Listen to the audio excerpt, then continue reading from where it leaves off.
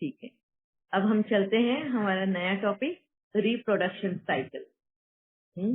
Reproduction cycle में अगर देखेंगे तो मदर नेचर, कुदरत ने दो टाइप के बॉडीज बनाई है, एक है मेल और एक है फीमेल, और दोनों की उतनी ही इम्पोर्टेंस बताई है।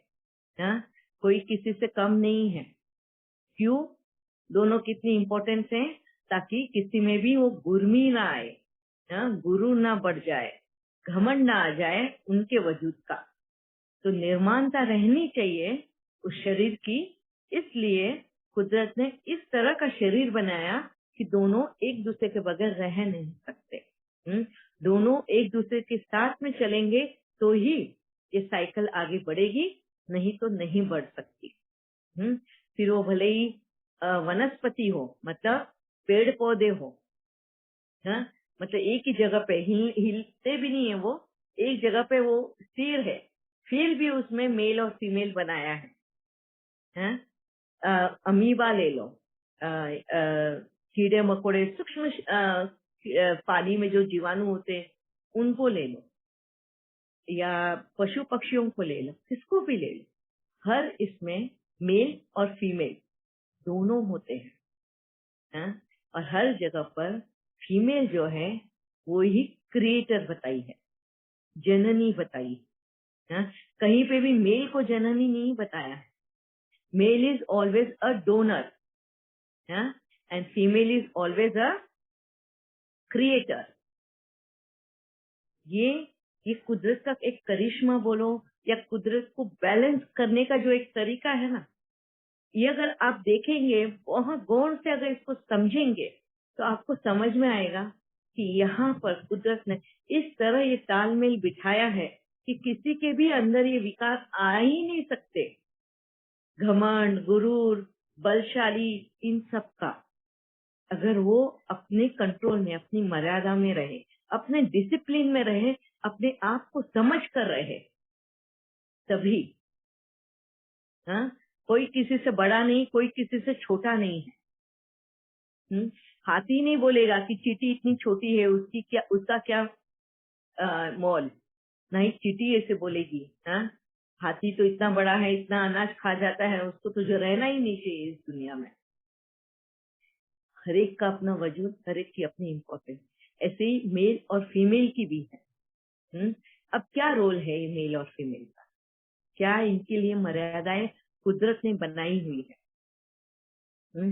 अगर आप देखोगे, अभी अगर आप वॉच करना ये एनिमल प्लैनेट या बीबीसी अर्थ, तभी तुम लोग समझ पाओगे कि कुदरत ने मेल के लिए एक मर्यादा रखी है कि वो कभी भी यौवन अवस्था में आएंगे, मतलब एडोलसेंट एज, मैच्योर एज, उसमें आने के बाद वो तब तक फीमेल के पास, जब तक फीमेल की रजामंदी ना हो, और फीमेल में तब तक एडोलसेंट एज में नहीं आती, फीमेल जो है वो भी एडोलसेंट एज में नहीं आती, और फीमेल की तब तक रजामंदी ना हो तब तक मेल उसको हासिल नहीं कर सकता।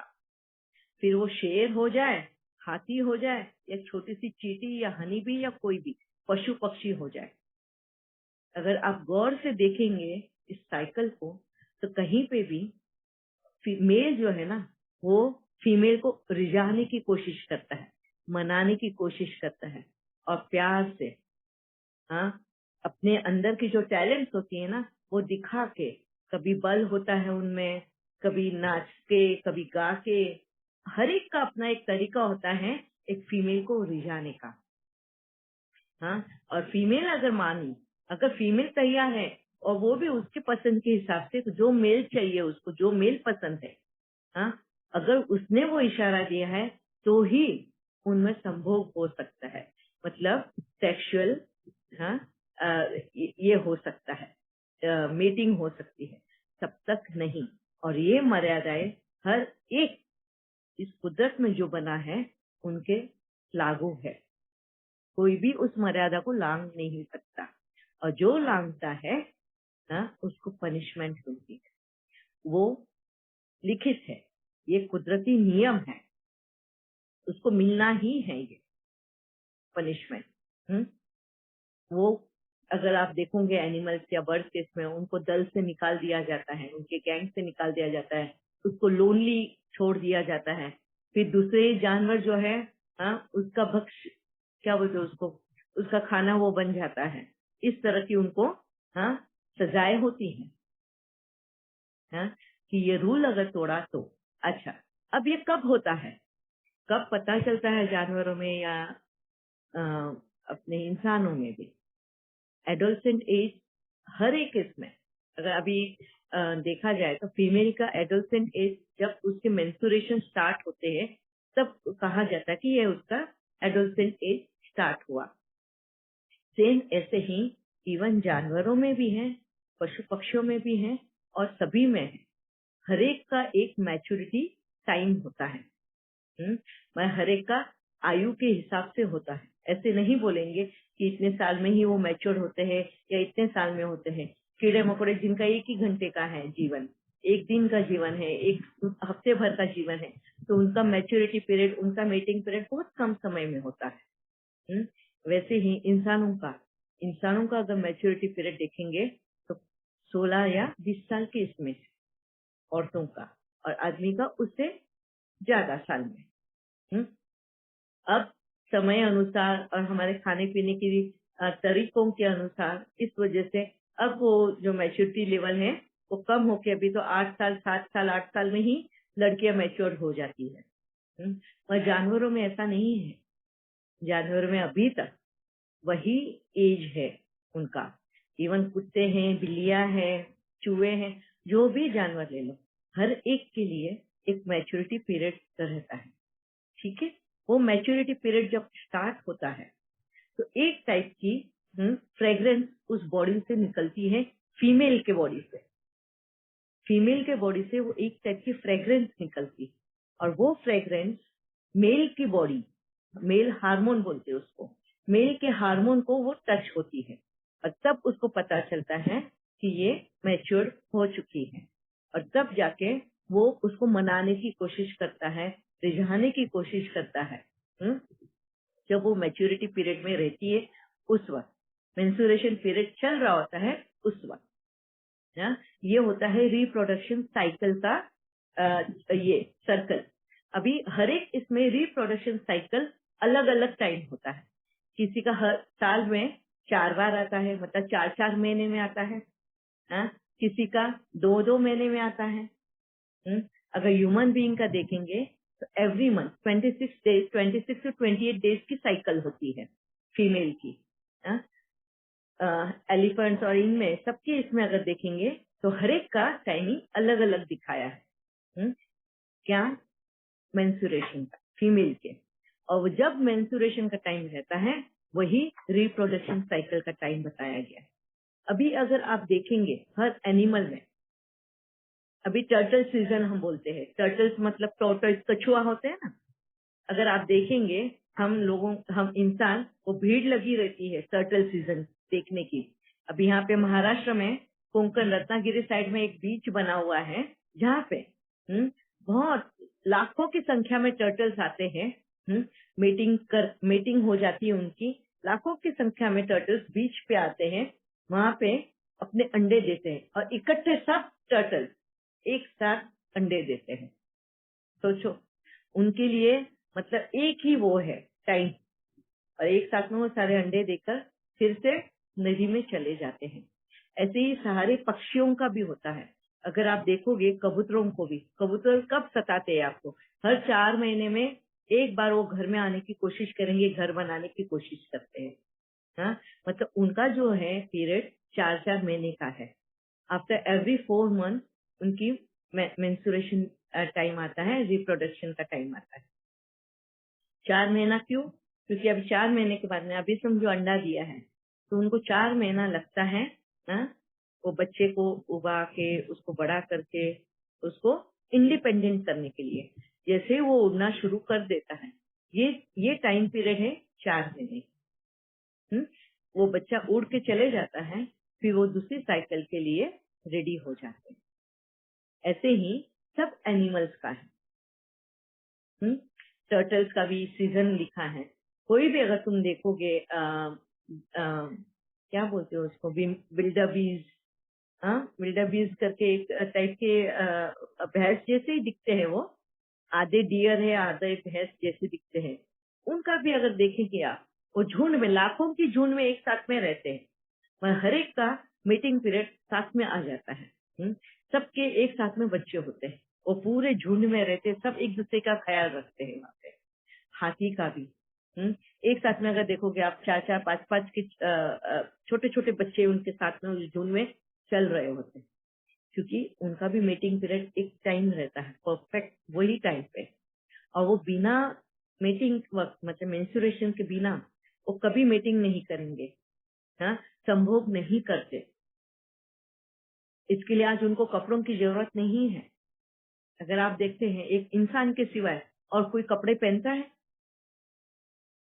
उनको कपड़ों की जरूरत नहीं है, क्योंकि वो काफी मर्यादा में रहते हैं, कोई भी मर्यादा नहीं तोड़ता। अगर वो बल का प्रयोग दिखाते हैं तो फीमेल्स पे बल का प्रयोग नहीं दिखाते, वो आपस में मेल टू मेल बल का प्रयोग दिखाएंगे। और वो क्यों दिखाएंगे? एक तो लीडरशिप ओन करने के लिए, वो झुंड का सरदार बनने के लिए, या फिर फीमेल का मन जीतने के लिए। फीमेल को ऊपर हावी नहीं होंगे वो, मगर उसका मन जीतने के लिए वो बल का प्रयोग दिखाते हैं। जैसे भैंसों में होता है, जेब्रा में देख लो, घोड़ों में देख लो, एलिफेंट में देख लो, ये आपस में मेल टू मेल फाइट करेंगे और बल का प्रयोग दिखाएंगे कि कौन बलशाली है। और ये दो चीजों के लिए होता है, एक तो होता है झुंड का मालिक बनना, सरदार बनना, या फिर फीमेल का मन जीतना। ये दो वक्त के लिए वो लोग लड़ाई करते हैं आपस में। और जब वो लड़ाई उस वक्त होती है जब ये पीरियड का, मेंस्ट्रुएशन टाइम का वक्त आता है, उसी वक्त फीमेल्स का, हाँ? और ये मर्यादाएं कोई भी लांघता नहीं। आप देख लेना, कोई भी एनिमल प्लेनेट में देख लेना, बेसिस अर्थ में, या जो भी बुक्स भी होंगे इसके ऊपर लिखे हुए कहीं पे भी। अच्छा, इसमें भी अगर हाँ हमने देखा है, हाँ? तो क्या देखा है? हम पीकॉक के बारे में बोलते हैं कि पीकॉक एक पवित्र बर्ड है, पक्षी है, कि वो कभी मेटिंग नहीं करता। हाँ? फीमेल जो है वो मेल के आंसू वो पीती है, उससे गर्भ धारण होता है। ये सारी दंत कथाएं हैं। ये सारी दंत कथाएं हैं, ये कुदरती नियम नहीं है। कुदरती नियम सबके लिए बराबर है, सबकी मीटिंग सीजन होती है, मीटिंग वे होता है, और सबका वही होता है। किसी के लिए भी अलग नहीं बनाया है, मेल एंड फीमेल सबके लिए सेम है। ठीक है। दूसरा, उसको पवित्र क्यों बोला गया है? क्योंकि हम इंसान उसको पवित्र बोलते हैं। अब यहाँ पर आता है हम इंसानों के बारे में, हमें बाबा क्यों काम विकार के बारे में बात करता है? यहाँ पे दुनिया में, इस कुदरत पे आके हमें एक शरीर मिला, किसी को मेल का शरीर मिला, किसी को फीमेल का शरीर मिला। ठीक है।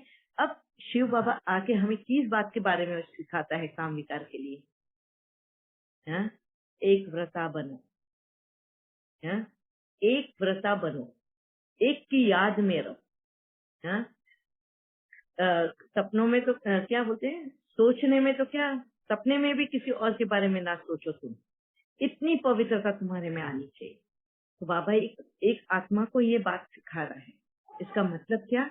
एक आत्मा जो है ये भटक चुकी है, वो एक प्रथा मर्यादा में रहने के बजाय, तो एक का होकर रहने के बजाय वो अनेकों का होकर रह रही है। आत्मा जो है अनेकों के साथ में संबंध, जरूरी नहीं है शरीर के साथ ही हो। हाँ? एक आत्मा का संकल्पों से भी बहुत लोगों के साथ में संबंध हो, बहुत सी आत्माओं के साथ में संबंध, उसको बाबा काम विकार बोलता है। और इसलिए परमात्मा हम इंसानी आत्माओं को ये बात समझाने के लिए आया है। काम विकार पे कंट्रोल पाओ। एक आत्मा को कंट्रोल अपनी सोच पे, अपनी बुद्धि पे, अपने मन पर लानी है। ये बेलगाम हो चुकी है। हम मन ही मन में कितनों को ही प्यार करते हैं, कितनों के ही साथ में पसंद आता है, पता नहीं क्या क्या करते हैं, हाँ? मेल भी हो या फीमेल भी हो, हमारे हार्मोनल इम्बैलेंस, हमारे खाने पीने की वजह से हमारा शरीर भी हमें इसलिए साथ नहीं देता, हार्मोनल इम्बैलेंस हो जाता है, हो गया है, हाँ? और इस वजह से अब शरीर भी बेकाबू हो चुका है। अब आत्मा भी बेकाबू है, शरीर भी बेकाबू, अभी कंट्रोल दोनों में भी नहीं रहा, हाँ?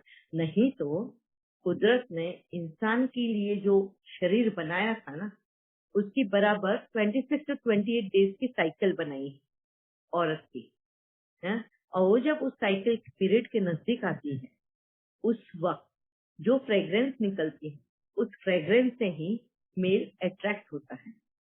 अब यहाँ पे साधु संतों की जो बात निकली थी वो ये, जब हम कलयुग और सतयुग की बात करते हैं, सॉरी, सतयुग एंड त्रेता की बात करते हैं, वहां पे काम विकास नहीं था, क्योंकि वहां पे जोड़ियां सब मर्यादा में रहते थे। जिस तरह आज अगर तुम जानवरों को देखेंगे किस तरह वो मर्यादाओं में है, अपनी मर्यादाएं नहीं लाते, सेम ऐसे ही हम भी अपनी मर्यादाओं में रहते थे। हमने कभी भी अपने सोलमेट के सिवाय किसी और के बारे में ऐसे वक्त में भी कभी नहीं सोचा, कभी किसी के साथ कंपैरिजन नहीं किया। हम अपने जोड़ीदार के साथ में बहुत खुश रहते थे, वो जिस तरह से रहे, जैसे भी रहे, जैसे भी रखे, और इंडिपेंडेंट रहे हम, ना फीमेल मेल पे डिपेंड रही, ना मेल फीमेल पे डिपेंड रहे, दोनों में आपस में एक समझौता रहता था, उस समझौते के साथ में जीवन चलता था, और यही वजह था कि वहां पे कोई कंपैरिजन नहीं होती थी, हाँ? मैं अपने हस्बैंड की कंपैरिजन दूसरों के हस्बैंड के साथ करूँ, दूसरे लोगों के साथ करूँ, कोई रूप के लिए कंपैरिजन होता है, कोई कमाई के लिए होता है, कोई संस्कारों के लिए होता है, कोई रहन सहन के लिए होता है, कोई किसके लिए नहीं होता है कंपैरिजन। ऐसे ही आदमी लोग भी करते हैं वाइफ की कंपैरिजन, हाँ? कितनों के साथ में करेंगे, उसके बाल देखो, उसकी आंखें देखो, रूप रंग, रहन सहन, खाना पीना, सभी के लिए ये सब जब हम कंपैरिजन करते हैं, ये सारा सब कुछ काम विकार में गिना जाता है, क्योंकि हमारी बुद्धि दूसरों की तरफ भटक रही है, दूसरों के पास हम भटक रहे हैं, हमारी आंखें भटक रही, क्रिमिनल हो रही। बाबा जो बोलती है ना, सिविल आई होनी चाहिए, क्रिमिनल आई बन गए हैं, क्योंकि हमारी आंखें जो है ये सारी चीजें देखती हैं, ये बुद्धि में भरती है, और बुद्धि मन में, और ये इस तरह का काम विकार में हम फंस चुके हैं। और यही वजह बन गया कि आज हम बेलगाम घोड़ों की तरह वक्त बेवक्त, कोई हम टाइम नहीं देखते, हाँ? एज नहीं देखते, आयु भी नहीं देखते। अब 50 साल या 55 साल के बाद एक औरत का मेंस्ट्रुएशन पीरियड बंद हो जाता है, हाँ? मेनोपॉज वो बंद होता है। अब 60 साल की उम्र, 70 साल की उम्र, इनके पीछे भी ये मेल्स लगे हुए हैं, जबकि उसके अंदर से कोई फ्रेग्रेंस नहीं निकलता, उनके पीरियड्स ही नहीं आते, फिर भी आज भी उन औरतों को डर लगता है। छोटी बच्चियां, हाँ, जो फीमेल्स है, अब जो एडोलसेंट एज में भी नहीं पहुंची, उनके शरीर से कोई फ्रेग्रेंस नहीं निकलता, वो मेंस्ट्रुएशन पीरियड नहीं है तो वो खुशबू भी नहीं है, हाँ? वो खुशबू नहीं है तो मेल अट्रैक्ट ही नहीं हो सकता है। तो ये क्या, ये मेल अट्रैक्ट मतलब बॉडी, शरीर अट्रैक्ट ही नहीं होगा, तो फिर क्या अट्रैक्ट होता है? क्यों इतनी छोटी बच्चियों पे रेप होता है? क्यों ये बड़े बुजुर्गों पे रेप होता है? क्यों ये मेल जो है अपने आप कंट्रोल में नहीं रहते? ये एक आत्मा का काम विकार, एक आत्मा का काम विकार, और शरीर भी अभी उसको साथ नहीं दे रहा है। क्यों? क्योंकि खाने पीने का, जैसे कहा अभी हमने ये जो काफी सारा डिस्कस किया है खाने पीने के बारे में, तमो प्रधान तामसिक खाना हो चुका है। इस वजह से हमारे बॉडी के इतने हार्मोनल चेंजेस हो गए हैं कि ये हार्मोन्स भी अब बेलगाम हो चुके हैं। कभी भी उत्पात मचाते हैं, और इसी वजह से एक आत्मा में एक भी काम विकास और एक शरीर में भी तामसिक तमो प्रधान, ये दोनों मिल जाते हैं, और इस वजह से ऐसे गहन अपराध होते हैं। मर्यादाएं सारी लांग दी है इंसानों ने। अब इंसान इंसानों के साथ नहीं, इंसान तो अभी जानवरों को भी नहीं छोड़ते। अगर आपने देखा होगा, सुना होगा, मेल्स जो है वो कुत्ते बिल्लियों को तक नहीं छोड़ रहे हैं। कुत्तों को इसलिए पालते हैं, काफी सारे, अगर न्यूज में आपने सुना होगा, कितनों को तो रेड हैंडेड पकड़ा गया है। वो अपनी शरीर की भूख जो है उसको शांत करने के लिए, अगर फीमेल के साथ में, अगर ह्यूमन फीमेल के साथ में ही अगर करे तो कहीं ना कहीं वो अपराध में पकड़ा जाएगा, जेल में जाना। तो अपनी भूख शांत करने के लिए अब वो जानवरों के पीछे लग चुका है। इतनी दयावान स्थिति एक इंसान की होना, ये घोर कलयुग नहीं तो और क्या है।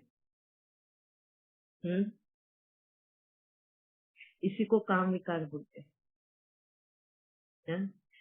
तो परमात्मा आके, शिव बाबा आके हमें आज मुरली द्वारा कौन सी बात समझा रहा है? एक वृत्ता बनो, बस एक के साथ संबंध होना चाहिए तुम्हारा। और किस तरह से?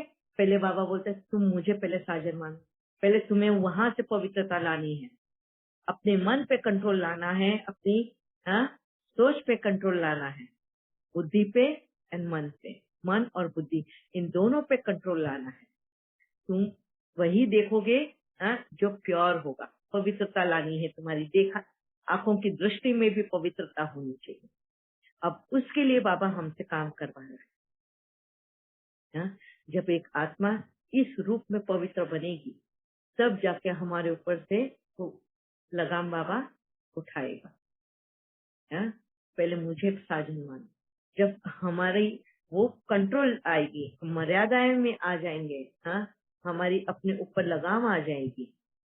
कर्मेंद्रियों को बोलते हैं ना, कर्मेंद्रिया अपने कंट्रोल में रखना। जिस वक्त हमने ये सीख लिया, तब बाबा हमारे ऊपर से वो लगाम उठा लेगा। इसलिए आज हम इतने तकलीफ से गुजर रहे हैं। हम शरीर को भी, जिसके लिए शरीर भी तामसिक है ना, खा रहा है, तो वो भी हमें बहुत परेशान करता है। हमारी फाइट, आज ये हमारा जीवन हमें बैकफायर है। ये सारा ये सब कुछ हमें बैकफायर है। शरीर भी सता रहा है, बाबा की वाणी भी सता रही है हमें। हमारे तो हम वो वही बोलेंगे ना, सताना ही ना। जो चीज हमें करने नहीं मिलती तो सताना होता है।